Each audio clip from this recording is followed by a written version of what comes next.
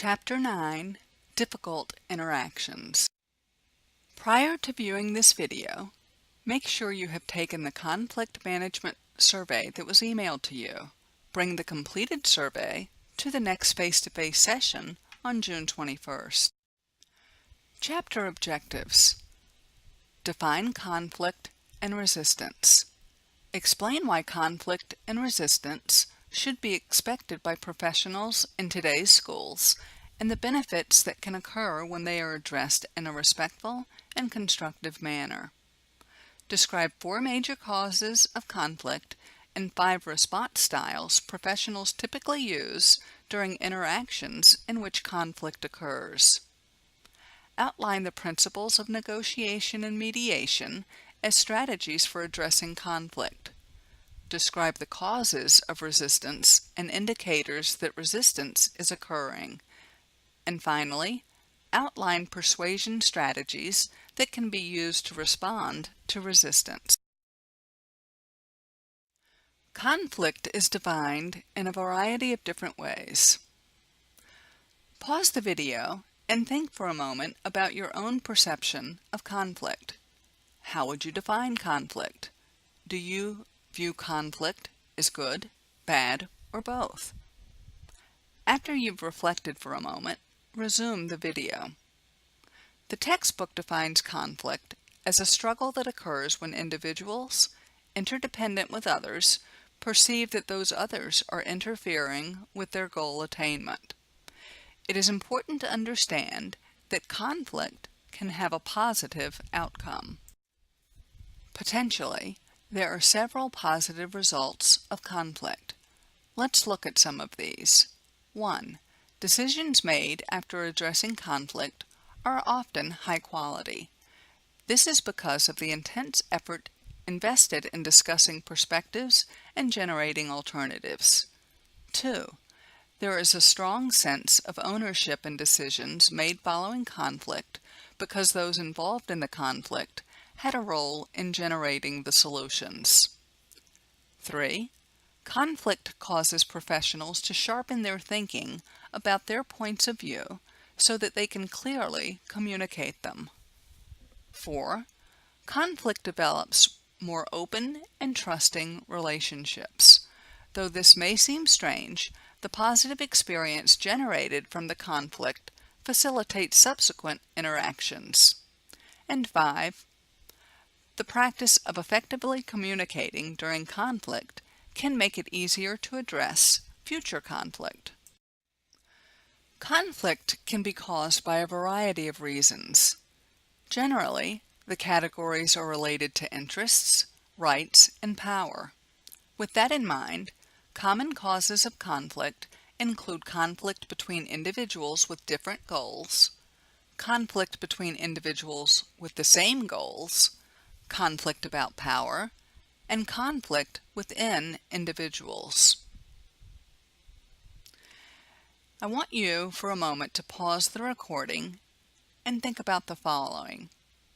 Drawing from your own professional experiences, think about times where you have been in conflict as a result of one or all of these causes just identified. Pause the video and reflect. Once you are done, resume the video.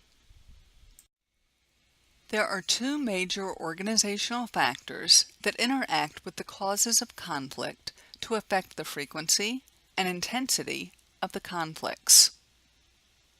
That includes the school administration and organization and communication patterns.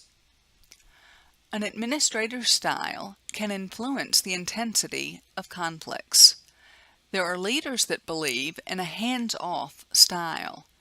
This type of leadership can cause colleagues to compete with one another for scarce resources. Lack of clarity in procedures, as communicated or not communicated by administrators, can also cause conflict. For example, consider this scenario. At a school, there were many teachers who wanted to attend a popular conference. There was no clear procedure for whom they should go to seek approval for attendance. As a result, some teachers were going to one administrator, some to another, and still some to a different administrator. As it turns out, there was not enough money in the budget to send to everyone, so some people who had received prior approval were told that they could no longer attend. The lack of clarity and procedures caused hurt feelings, conflict, and confusion about how people were chosen to attend. There are 5 conflict response styles: competitive, avoidance, accommodative, compromising, and consensus through collaboration. Let's look briefly at each. The competitive style. This is sometimes associated with the use of power or force.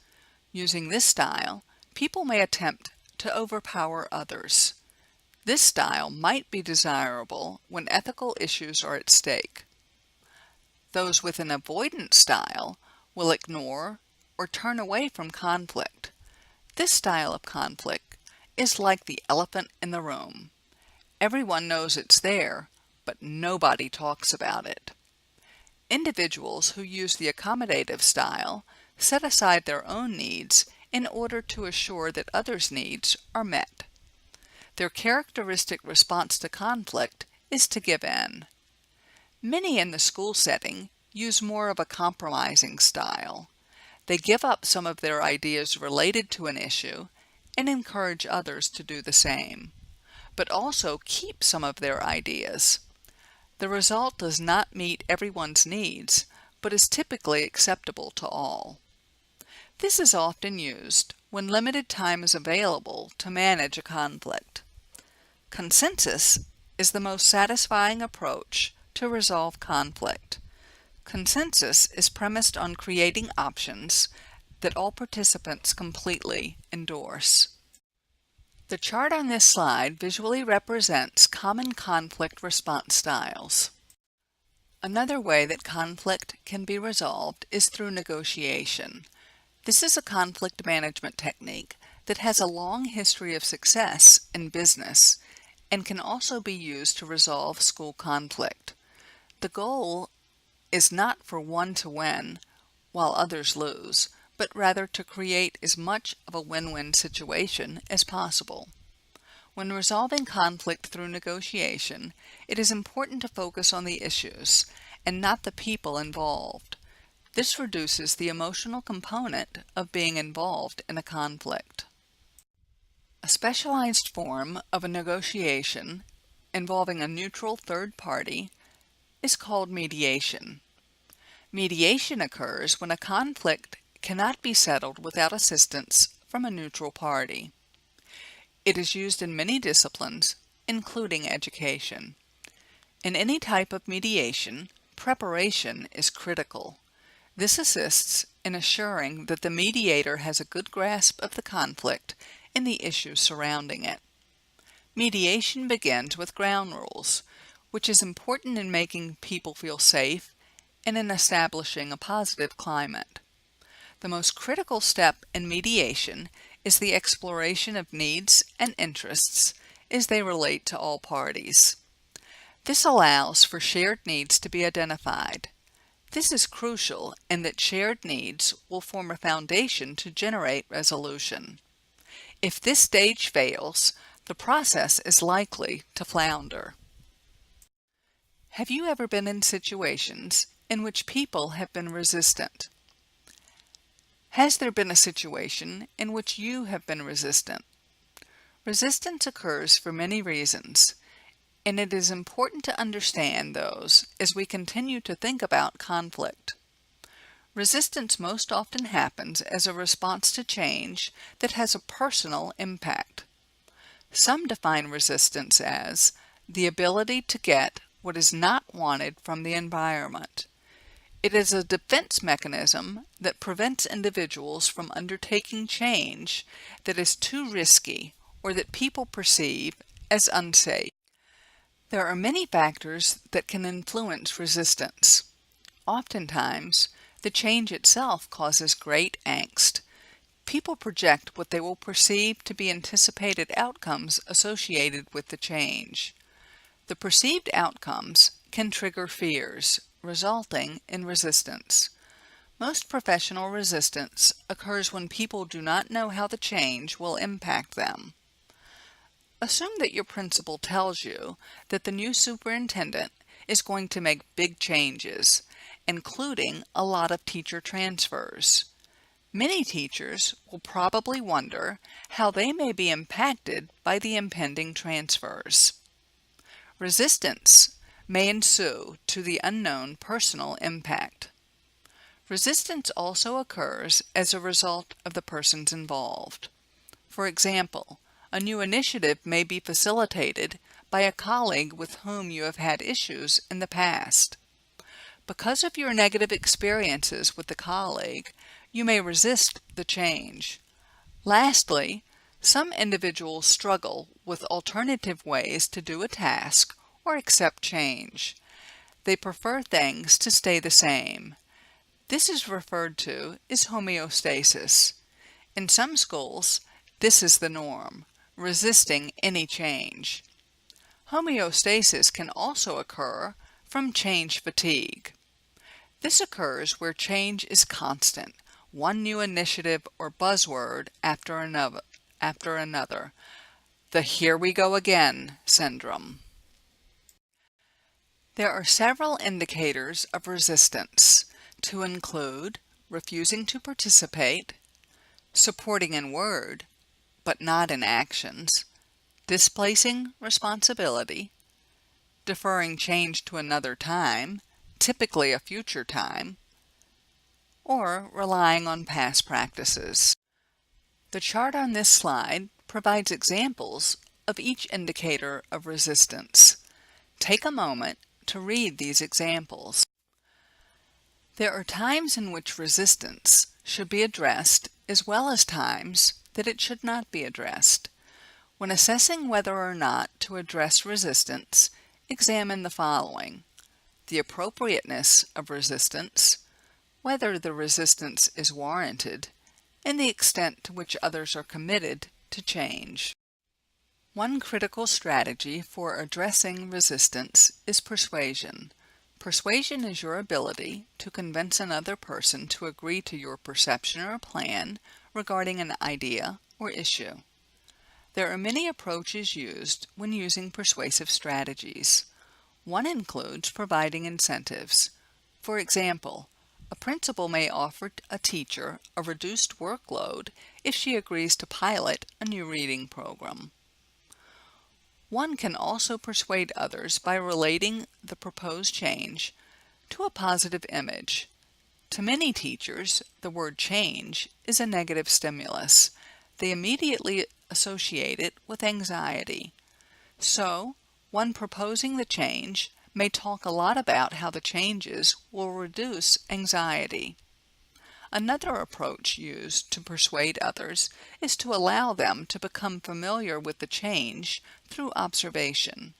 If others see the change being successfully carried out, they may be more on board with it. Creating discrepancies that can be brought to the attention of the resistor can be powerful. For example, a gen ed teacher may be resistant to teaching a student who has disabilities because she fears the student will take up too much of her time. Having her meet with a gen ed teacher who has had the opposite experience may be very persuasive. Seeking and using feedback from participants is also another way to get people on board with change. If people know that they are being heard, they are more likely to be invested in the change. There are times in which you may find yourself needing to have a difficult conversation. Fierce conversations can be stressful. Therefore, it is important to be as prepared as possible.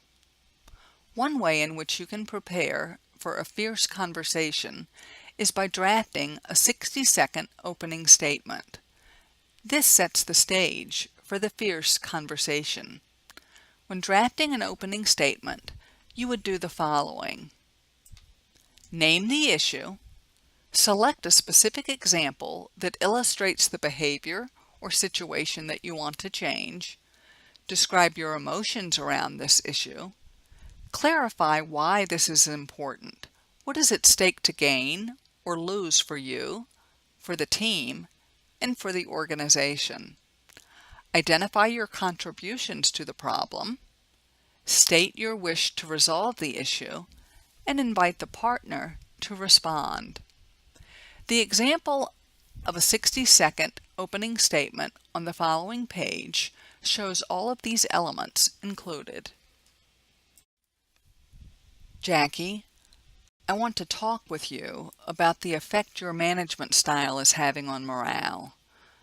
For example, I was told an employee is considering leaving in order to not having to work with you. Additionally, you tore up chart paper and left a meeting stating, "This team is beneath me." I feel concerned. From my perspective, the stakes are high. The project is at stake, and more importantly, the company's reputation is at stake. I recognize my role. I was not clear in setting my expectations. I want to resolve this with you. The effect your management style is having on morale. I sincerely want to understand your perspective. Having difficult conversations are stressful. The 60-second opening statement provides a framework as you prepare for this challenging task.